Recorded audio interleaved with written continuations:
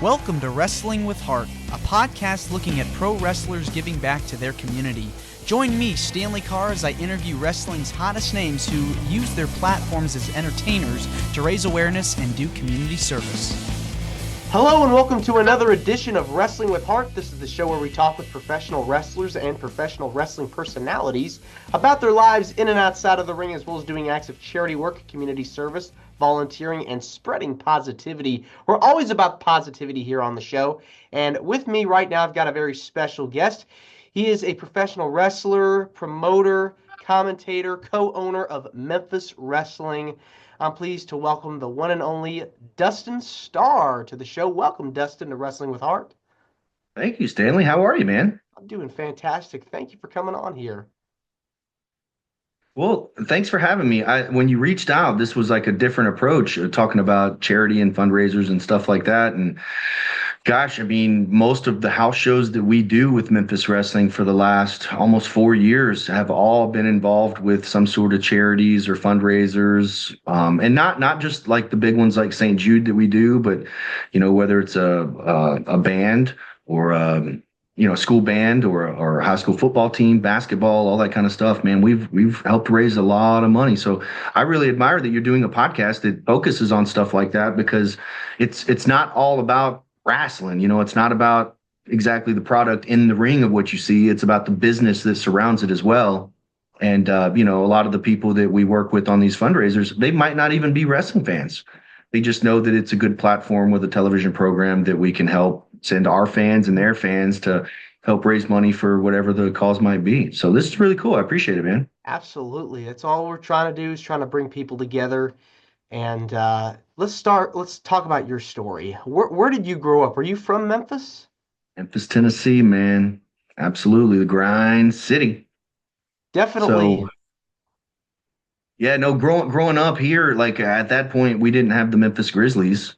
We didn't. We have the Memphis Tigers basketball. They did pretty good. Football team was never, that strong or whatever. So for us, the major sports team here in Memphis for so long was Memphis Wrestling.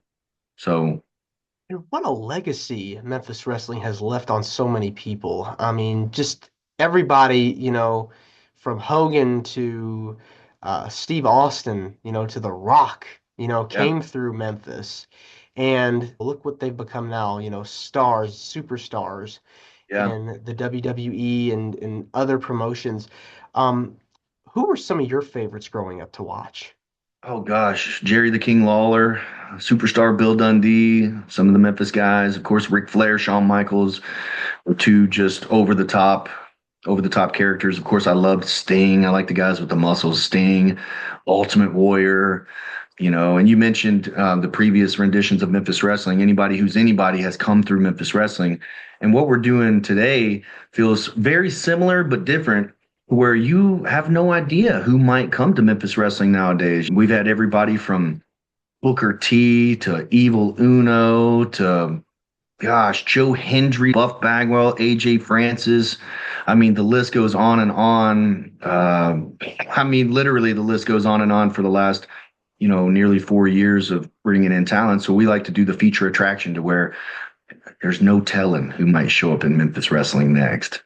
Exactly. That unpredictability, anything can happen, feel in wrestling, that I just think is just so amazing, so cool, gets you tuned in every week. What was it about guys like Lawler and Dundee, or Ric Flair, that made you go, man, I really want to pursue this and get into the wrestling business? Yeah, growing up, I wouldn't even, like when I was cutting promos in the mirror or something, it wasn't WCW or WWE, even though I watched those. I was a big WCW guy too.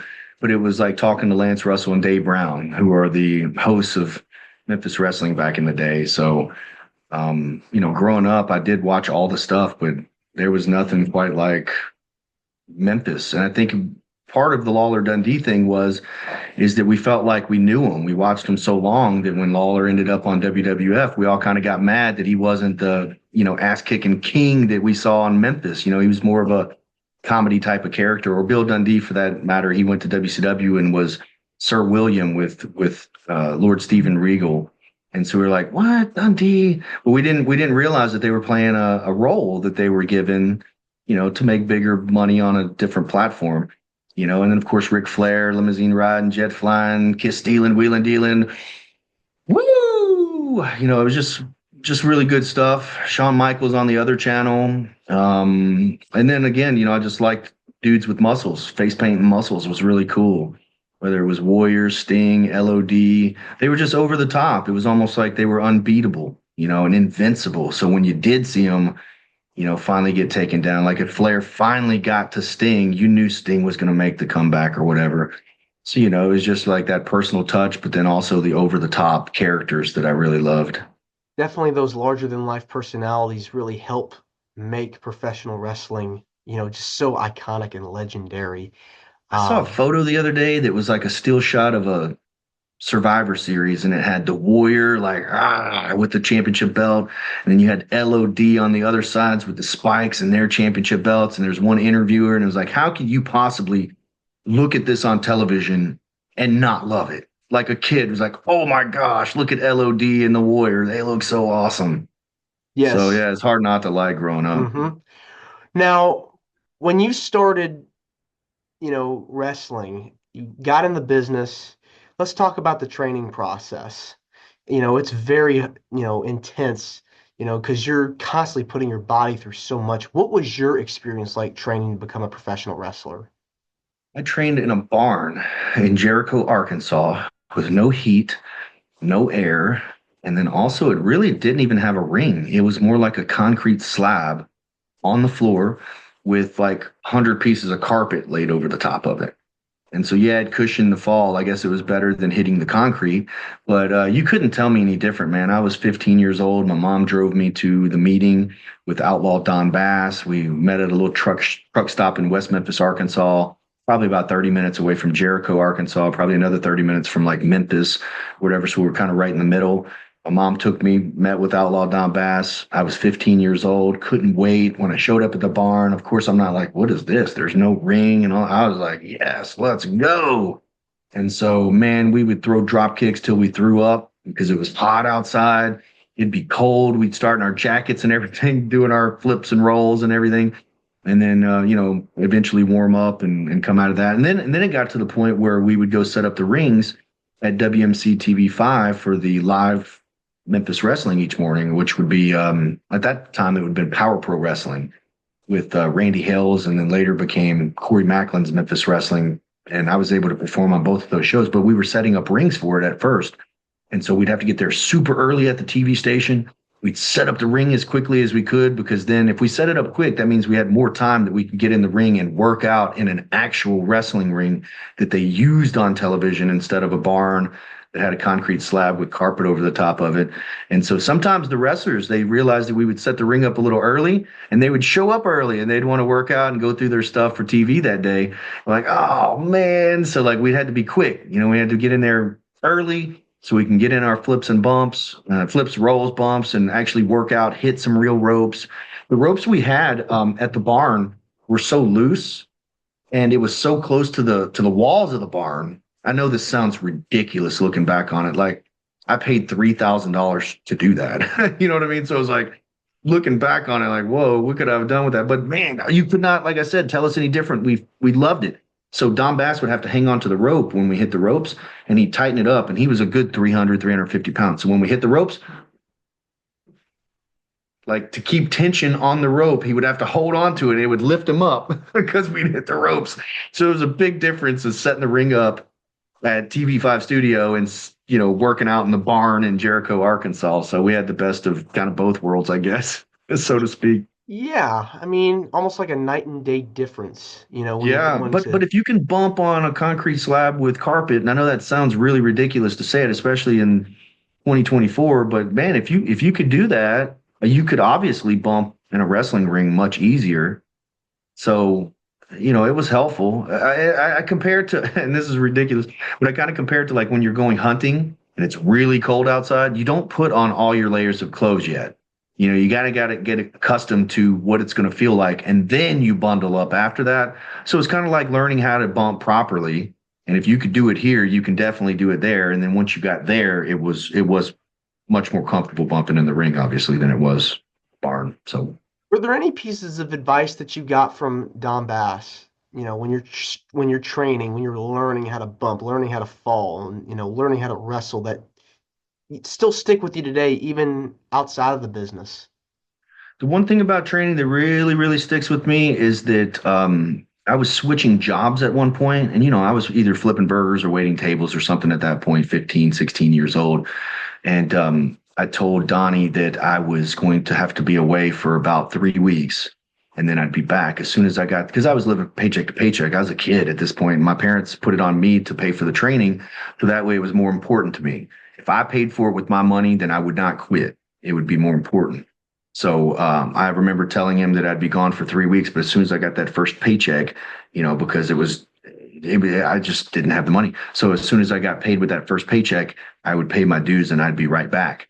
And then when I did exactly what I said I was going to do. And when I did come back, he told me that when I said that I would be gone for 3 weeks, him and there was a guy named Tojo Yamamoto Jr., which was a Mexican guy. He wasn't even Japanese or anything like that. But he was kind of helping a little bit with the training at one point. They both told me that we never thought we'd see you again. We thought you just quit, and that was your way of quitting. And so that stuck with me even to this day. I mean, I could tell you a lot of things that I remember about training that long ago, but the main thing that sticks with me is when they didn't think I was going to finish. And so I've just kind of used that as fuel a little bit, not in a bad way. Like I wasn't mad about it. It just kind of hit me like, oh, wow, okay. They thought I was quitting. All right. So I proved them wrong.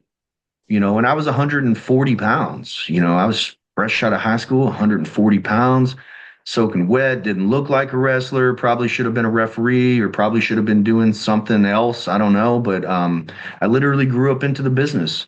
And so, over the course of time, Don Bass was able to see how I grew, got a developmental contract. Unfortunately, he passed away, so he hasn't seen what we've been able to do with Memphis Wrestling. But I know for a fact that if Donnie was still here today, he would be extremely proud, and he would probably be sitting in the audience or doing some sort of special appearance for us on Memphis Wrestling. But that's what I remember the most about that. And I know that's kind of probably not ideal, but like I could give you other instances. But the one thing that hit me was like, oh, they thought I was going to quit, and I proved them wrong. Yeah, So maybe I can keep doing that. commitment is like the number one thing, in the business, like that constant, like you have to be ready for, going out on the road and, working different towns and Everybody thought I was crazy, man. My grandpa, even my dad, who was supportive, helped me buy a pair of boots. Um, just you talk to people and hey, what are you doing? Training to wrestle. Yeah, professional wrestling like WWE or WWF at the time. And I'd be like, man, you're too small for that. It's like, all right. So it just felt like it was, working uphill, especially 140 pounds, and then starting to lift weights and figuring out your nutrition and your workout plan and all that. And I just always looked at it like I need to look like those guys if I want people to be fans of mine and look up to me. I looked up to Sting and Ultimate Warrior. Like I said, they were larger than life, had huge muscles and stuff. How do I get that? And so starting so early helped me, I think, finally accomplish a lot of the goals that I wanted to hit. But I never thought I'd be sitting here as a wrestling promoter and owner and all that kind of stuff.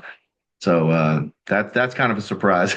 yeah, over the course of your time as a wrestler, who were some of your favorite opponents that you got to work with? Derek King was one of my favorite opponents. So DK is a friend of mine. Gosh, I'm trying to think. I loved working with Jeff Jarrett. Jeff Jarrett was great. That's a name that you know. Maria, my wife, she would be with me at ringside, and I remember they did a strut off. So Jeff was doing the strut, and then Maria was on the floor doing her strut. And it was really cool, man. There was like a dynamic with the fans around here. There was a radius of people that had watched us grow up from me being 15 years old all the way to being an adult and, going to developmental and coming back and then just getting bigger, faster, and stronger at that. And then having my wife with me eventually, I felt like it was the full package. And so even though the people were there, they loved Jeff Jarrett, man, a lot of the people were cheering for us or whatnot. Or after the shows, they'd hang out. So we'd roll out of the ring and sign autographs. And the same people that were booing us and cussing us was like, man, you guys are so good and you're so much fun. And they'd buy a shirt and all that kind of stuff. So it was almost like some of the old school guys really didn't like that we were heels because they really didn't hate us. They knew they were playing a part of the show to boo us. You know, I worked with Matt Hardy at one of these events when he was Broken Matt just a couple weeks before he went back to WWE for that big WrestleMania return, which was cool. That was kind of a cool family thing to where, Broken Matt had gotten so big that my family was big fans of it. And then when we interacted with Matt and hung out and knew Matt a little bit, and then when he did make his re-debut with Jeff at that WrestleMania, I think it was in Orlando, texted him. My family was like so thrilled that we had just eaten dinner with him and all this stuff. And so I texted him and then he texted back. And so like my wife and kids were like, oh my gosh, that's so cool. But just to say, congratulations or whatever. But man, we were fortunate enough to work with, guys like Bill Dundee, Jeff Jarrett, Jerry Lawler, Matt Hardy, Billy Gunn. We had some really good matches with Billy Gunn. Billy was the guy that was so big and strong. I literally, and this is the first time we met, but he was kind of familiar with me from the Indies. And of course, I was familiar with him. And I walked up and I'm like, dude, what am I supposed to do with you? And he just laughed like, man, I'm telling you, Billy Gunn is so big and strong and tall and everything that if he doesn't want you to body slam him, you're not. Sorry, man. I don't care. If there's something in that ring that he doesn't want you to do, how are you going to do it? He's just such a big human being, I worked with X-Pac. X-Pac was great. We worked at the casino with X-Pac. I think there was a light bulb that went off in my head with X-Pac because a lot of these indie shows, they want you to go out there, cut a promo, do the match, get some heat afterwards or whatever. So you're looking at 20 to 30 minutes or something. But on this particular show, I think we were given like eight minutes. And so X-Pac was like, oh, this is easy. So let's do this, this, and this. And then she'll do this. So Maria took a Bronco Buster in that match. And I think I did too or something. But it was like beginning, middle, end. And that was it. And so I was like, that's it. I was like, that's all we need. And we went out there and the people responded so well. I think afterwards I looked at Maria and I was like, we don't have to go 30 minutes every time. Let's just do this and this. You know what I mean? So it kind of turned a light bulb on. I know there's some people that I'm missing, but man, it was, I worked with Matt Cardona on ECW. I worked with Matt Stryker on SmackDown. And then also I had a match with Sylvester Terkay, who Elijah Burke was with him. I worked with him on SmackDown. So I had a lot of really cool experiences, man. Yeah, I mean, it seems like, when you work with the people you grew up watching as a kid, I mean, that's gotta be, an amazing feeling to have, because now you've entered the business, you're working with your idols, and it's like you've made it. No, it You've made totally it felt like it. when you're working with the people that you grew up watching. I feel like that once me and Maria got together and after I left WWE, the developmental, I think I kind of had that rub on me to where now I work with the Memphis Grizzlies. I've been there 10 seasons. I'm the PA guy for the Memphis Hustle, which is their developmental team. I work with the Redbirds. That's the AAA affiliate of the St. Louis Cardinals. And then we had a soccer league that I would do interviews for. So anything to do with sports, I felt like that. And we do some work with the Memphis Tigers too, but felt like that WWE, that time there helped us go into other venues. We were hosting local Memphis Live on ABC 24. Then we got signed to host the CW30 network. We were there probably 7 or 8 years, and that kind of opened up doors for us to do the Memphis Wrestling television show. So, yeah, there's just been a lot of experiences, and I feel like that literally the fans of Memphis helped us with that because when they did book a big talent to come in, they would always want for us to work with them. For instance, Dana White looking for a fight came to Beale Street. And so the fight promoter, it was V3 Fights at the time, he called me. He's like, hey, how do we do this? I'm like, well, we need a ring. We need this. We need this. That's it. And we could do the match. He's like, well, Dana White's coming and blah, blah, blah. I'm like, okay, let's do it. And so that's got over 1 million views, probably 1.5 million views or more on YouTube. So just look up Dana White looking for a fight and you'll see Maria on Dana White's back choking him out. So it was like Matt Serra, gosh, I forget the other guy. He's gonna kill me if he watches this, which he probably won't. But like just working with Dana White, the King was there and all that kind of stuff. Like stuff like that. When something's happening in town, it's a really good feeling for them to reach out to us, not only to help, but to kind of be a part of it.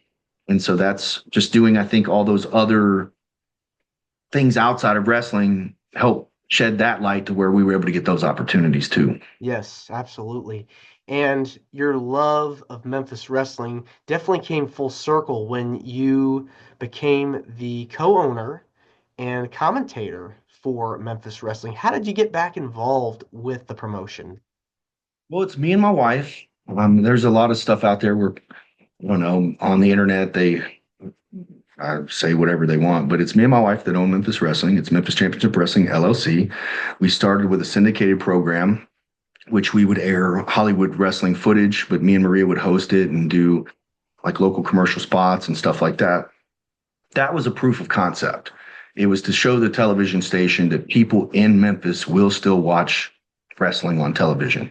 And also SmackDown was the number one rated show in all of Memphis, Tennessee. Out of all TV in Memphis, it was SmackDown.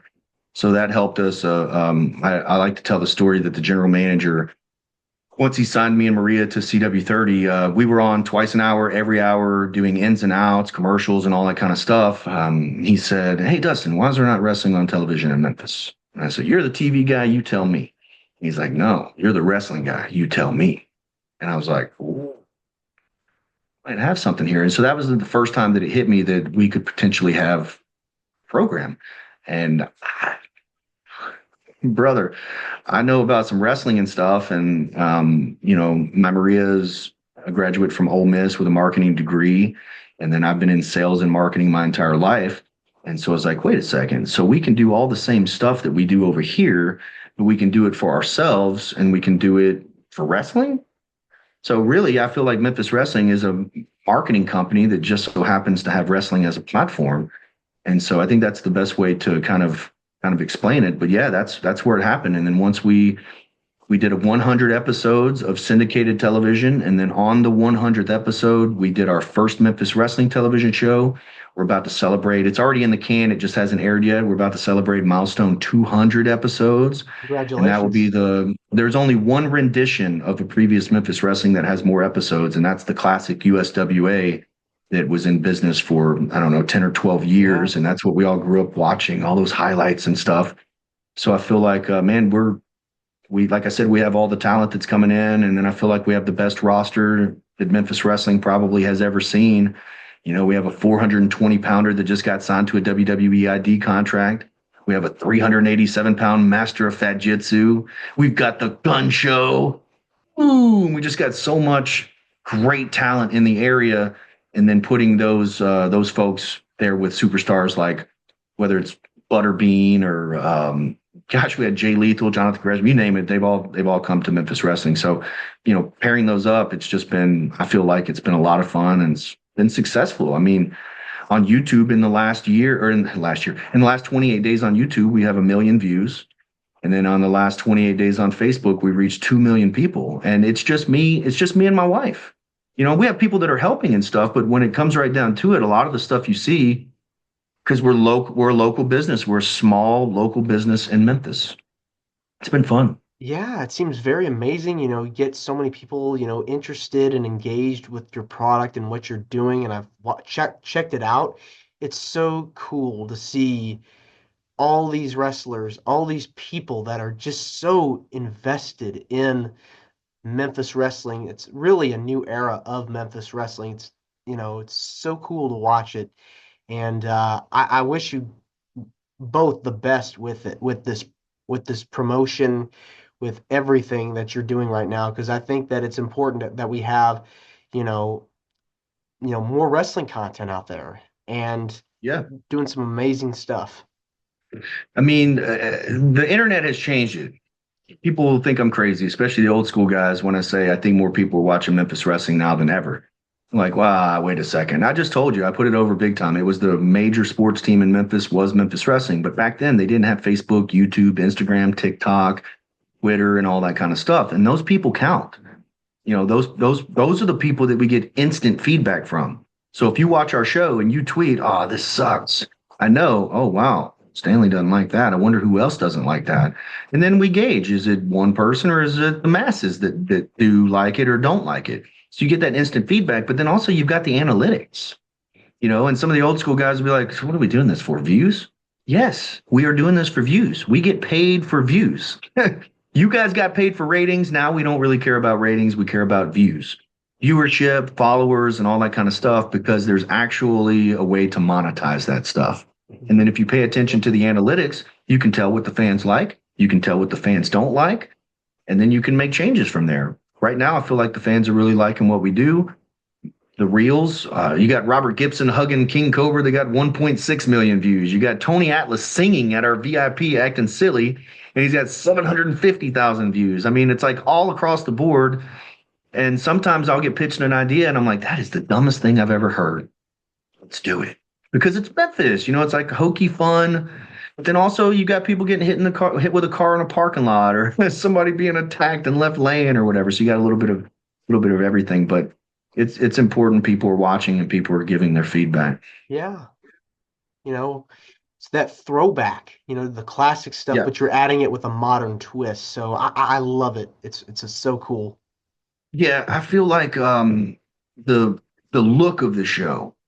You've got Booker T. He's a partner of ours, Booker T. Big shout out to him. He's got the laser lights and he's got it looking very WWE like, but Memphis Wrestling never looked like that. And I know it's a different day and age, it's a different rendition, but also we want to stay as close to that regional feel as we can, even if people are watching worldwide.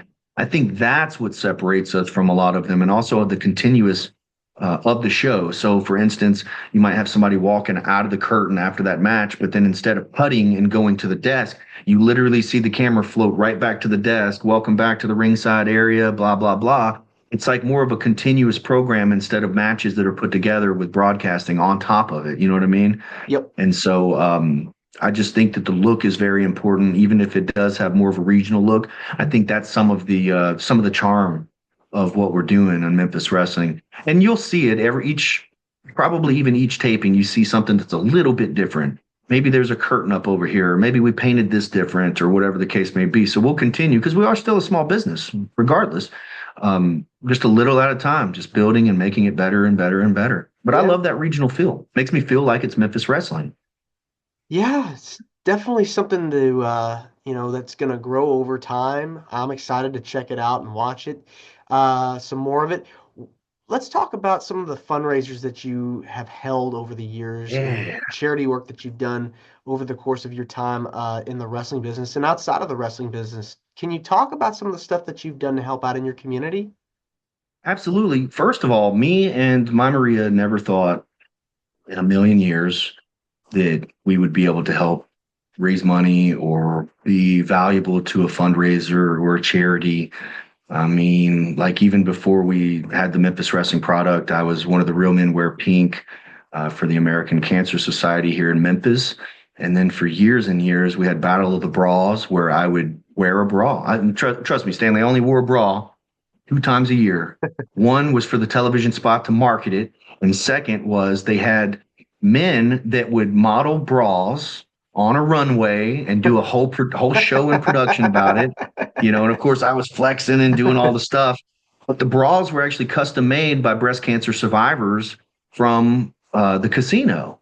And so then they would auction those bras off, but then they would also vote on which the best bras were. And man, oh man, they would raise hundreds of thousands of dollars for this event every year.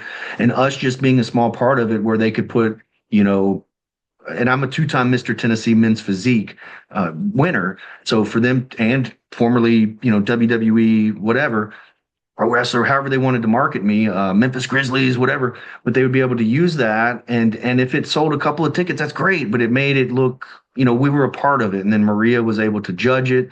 And so just stuff like that eventually evolved into where it was like, hey, can we do this with wrestling? And so big shout out to Murray Collum out in the Pontotoc, Mississippi area, which is not too far from Memphis. We've done a St. Jude fundraiser 2 years in a row. Our main goal is to do some sort of fundraiser event on the main campus of St. Jude that's located right here in Memphis, Tennessee, downtown. That would just be an absolute dream to be able to do something for the kids out there.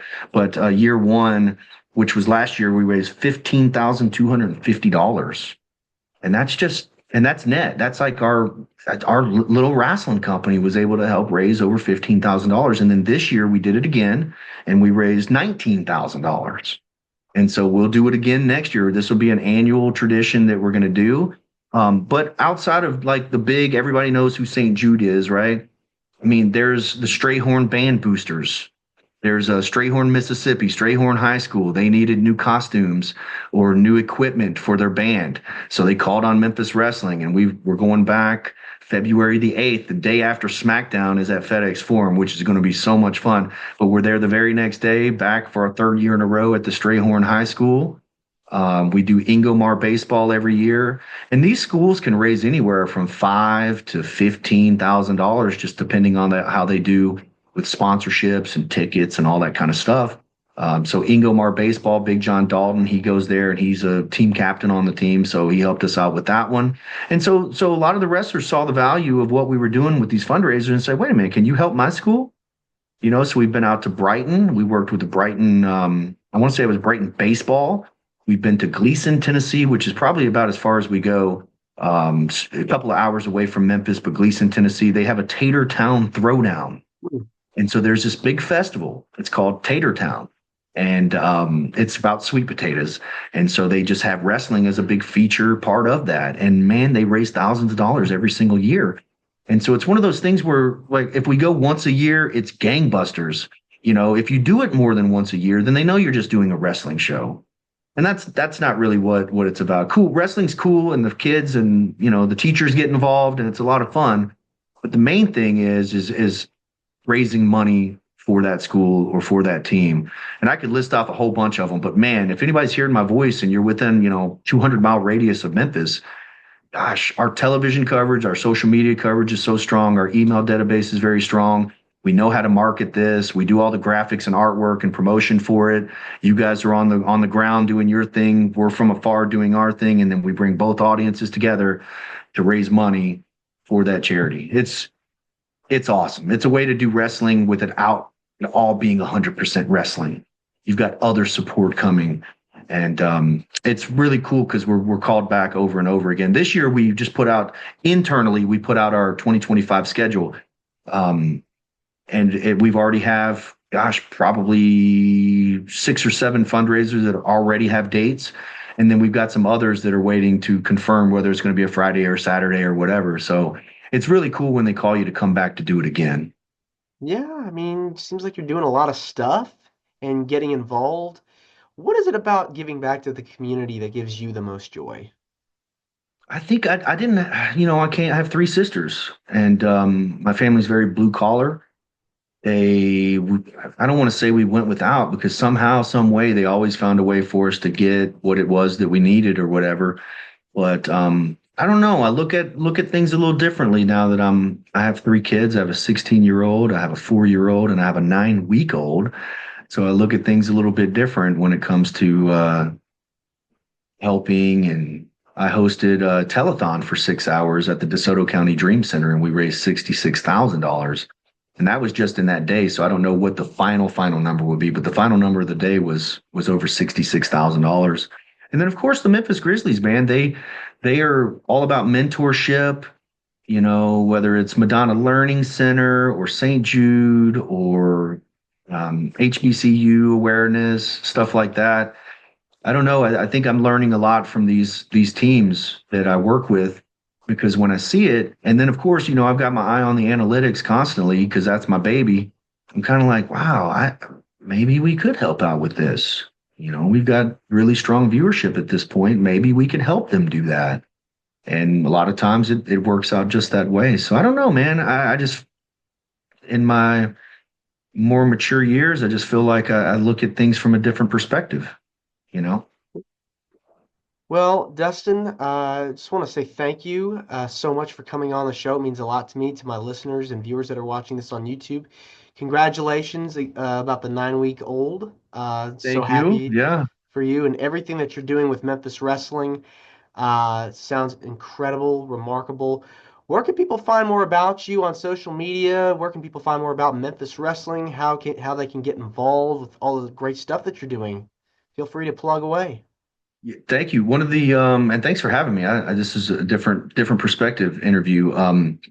My 4-year-old has never seen me wrestle, never, and I'm sure my 9-week-old is never going to see me wrestle either. But he has not even seen a video. Like we don't even turn on YouTube and say, "Hey, look what Dad was doing. Look what Dad used to look like," or whatever.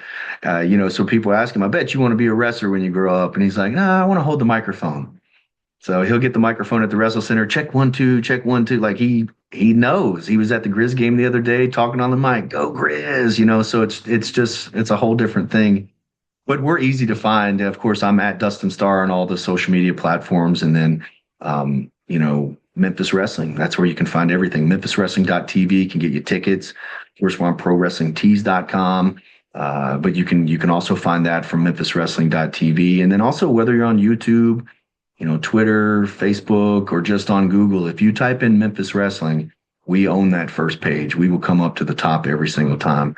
And also, that's not just a testament to our marketing and social media and everything, but that just tells you the day and age that we have, and the advantage that we have that yesteryear didn't have is that online presence. And so pretty easy to find. Just type in Memphis Wrestling. We come right up. Man, if you're in the area or even close, you've got to come check out a show. And if you have no idea what we're talking about, it's very easy. Go to YouTube, type in Memphis Wrestling, and you'll literally, because I do, I look at it and go, how in the heck did we get this guy here? Like Joe Hendry coming? Dude, Joe Hendry just main evented TNA pay-per-views, NXT. He's probably going to be at the Royal Rumble. Like, what in the world? So yeah, it's very easy to find. Just Memphis Wrestling, or just type in Dustin Starr. All right. Thanks again, Dustin. This is Wrestling with Heart. I hope you found this podcast to be informative and entertaining. If you did, please hit the subscribe button and look out for the next edition.